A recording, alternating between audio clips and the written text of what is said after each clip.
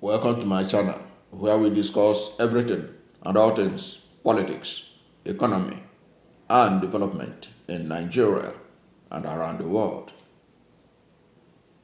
According to Bayo Onanuga, President Bola Ahmed Tinubu's special advisor on information and strategy, in an op-ed that was published in the Nation newspaper, he claimed that in 8 months of Tinubu administration, Nigerian stock market lead the world. Let me give you the headline again. It says in 8 months of Tinubu administration, Nigerian stock market lead the world. According to Bayo Onanuga, he said that the Nigerian economy is looking good in some sectors. This is not a harebrained assessment. Despite the high inflation, I'm happy he recognized that. He said, despite the high inflation and the unstable exchange rate of the naira, those who doubt this don't need to look far for a reality check. The economic boom is happening at the Nigerian exchange, where stock brokers are not only recording unprecedented capital gains, but are poised to earn equally unprecedented dividends on their investments. The prosperity promised by President Bola Tinubu, during the campaign is becoming a reality for millions of Nigerian investors, among whom will be the 6.6 million Nigerians who are holders of the MTN shares. The MTN, he said, is the biggest telecom company in the country. He said the upswing in the market began on May 30th, 2023, the second day Tinubu was sworn into office. What triggered the big rally in the market was the announcement by the new president of the end of the fraudulent petrol subsidy regime. The market took notice of this bold measure, along with the president's promise to harmonize the exchange rate, although the latter remained a work in progress. It has been bullish run in the market since then. This is where I want to stop instead bothering you about all the other things he was talking about. So because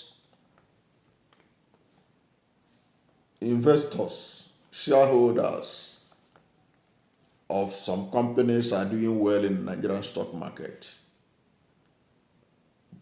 Tinubu is fulfilling his promise of spreading prosperity.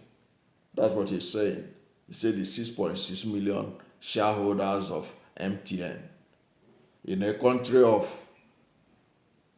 almost 240 million, 6.6 million MTN shareholders and other companies that were quoted in stock exchange. If they are these people, like these 6.6 million people, some of them holding barely a scratch of the major shares in MTN, it's an indication that Tinubu, is spreading prosperity he promised. And this is despite the fact that the standard of living of Nigerians has deteriorated under his administration. Because of all those same policies he says favoring the stock market. Let us assume, without conceding, that 6.6 million people MTN shareholders, and perhaps some other people.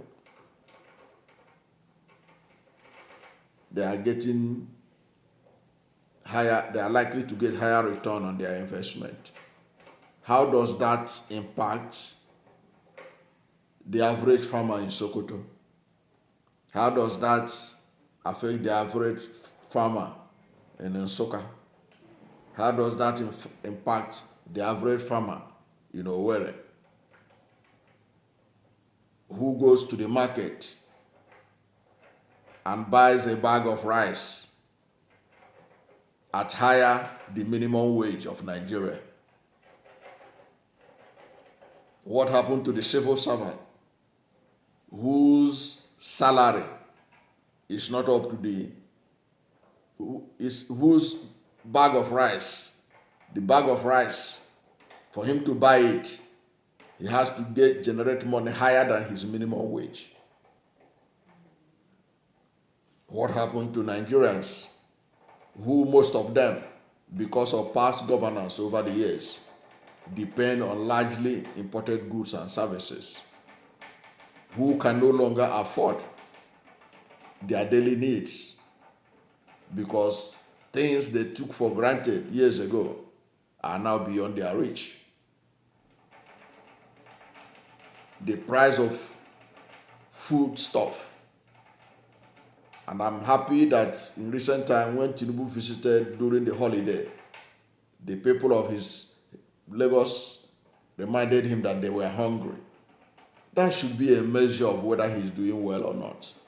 It is not that a few percentage of Nigerians who invested in the stock market, they have a kind of a big run for it in terms of increase in their investment. How many Nigerians are even interested in investing in Nigerian stock exchange, in the Nigerian stock market, given what Nigerians have suffered? There are those who bought bank shares when it was trending, and those bank shares were literally worth nothing now compared to the amount they spent in getting those shares.